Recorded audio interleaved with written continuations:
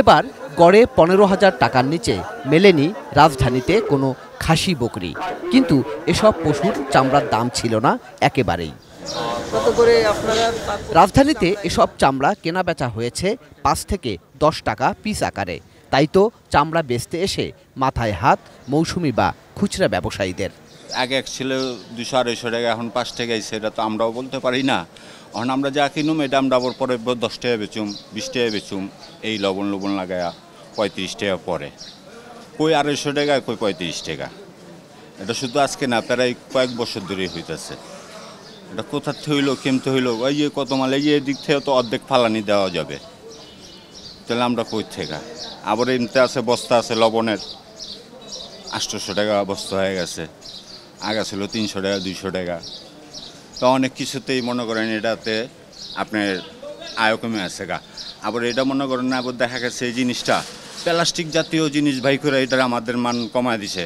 এটা হলো বাংলাদেশের শ্রেষ্ঠ ব্যবসায়ী ছিল, সেই জায়গায় ওই প্লাস্টিক আসছে বিভিন্ন জন্য, দেখা গেছে একটা ফুল টপের ওটাও প্লাস্টিকের। তো এই কারণে এই জিনিসটার দামটা কমে আছে, এমনি আর কোনো দেখি না। এসব চামড়া লবণ ছাড়াই পিস আকারে কেনা বেচা হলেও সরকার উল্টো দাম ঠিক করেছিল লবণযুক্ত হিসেবে।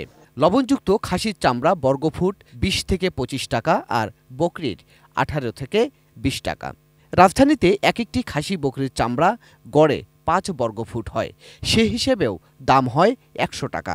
লবণ কারিগর খরচ 50 টাকা বাদ দিলেও লবণ ছাড়া এক একটি চামড়ার দাম হবার কথা কমপক্ষে 50 টাকা। কিন্তু কেন সে দামও মিলল না? এখন চামড়ার দাম বিক্রি নাই, ছাগলের চামড়া চলে না, অনেক ছাগলের চামড়া বাতিল বর্তমান, খালি একমাত্র গরুর চামড়া চলে।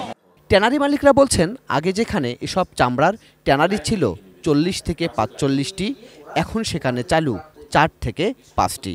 তাই চাহিদা কম থাকায় গেল কয়েক বছর ধরেই এসব চামড়ার দাম কম। আমরা 2017 সালে যে হাজারবাগ থেকে চামড়া শিল্পনগরী সাভারে আমরা স্থানান্তর করেছি আমাদের শিল্পনগরে, সেইখানে কিন্তু আমরা আসলে অনেক আপনার যে যারা এই ছাগল এবং খাসি প্রোডাকশন করতো তাদেরকে আমরা নিয়ে যেতে পারিনি। হাজারবাগ আমরা যে সময় ছিলাম 40 থেকে 45টি ট্যানারি আপনার খাসি এবং ছাগলের আপনার প্রসেস করতো। কিন্তু দুর্ভাগ্যজনক বিষয় হলো যে আর্থিক সংকট এবং ব্যাংকিং বিভিন্ন সমস্যার কারণে তারা কিন্তু সেখানে আপনার তাদের ট্যানারিগুলো উৎপাদনে যেতে পারে না। এটার একটা বড় প্রভাব বাজারে পড়েছে, বিশেষত যে 5টি-6টি ট্যানারি এখন উৎপাদনে আছে তাদের আসলে সেই ধারণ ক্ষমতা নেই যে এত চামড়া সংগ্রহ করার এবং উৎপাদন করার।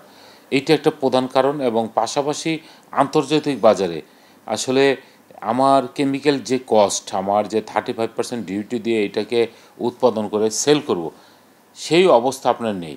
অর্থাৎ আমার প্রাইস আমি যদি না পাই তাহলে তো আমি লস করব। যার কারণে দেখা যাচ্ছে যে বিশেষত খাসির চামড়াটা যদিও আপনার সংরক্ষণ করা হয়, কিন্তু আপনার ছাগলের চামড়াটা আসলে ওইভাবে আপনার ব্যবহার না হওয়ার কারণে ফেলে দিচ্ছে। তো আমরা মনে করি যে আসলে এটাকে একটা ব্যবস্থাপনা আনতে হবে এবং যে সকল ইন্ডাস্ট্রিগুলো আপনার উৎপাদনে যেতে পারে নাই, বিশেষত খাসি এবং ছাগলের, তাদেরকে আপনার আসলে ফাইন্যান্সিয়াল সাপোর্ট দিয়ে আপনার তাদের উৎপাদন ধারা অব্যাহত রাখতে হবে। ব্যবসায়ীরা বলছেন, এবার খাসি বকরির চামড়া সংগ্রহের টার্গেট ছিল 20 থেকে 25 লাখ পিস।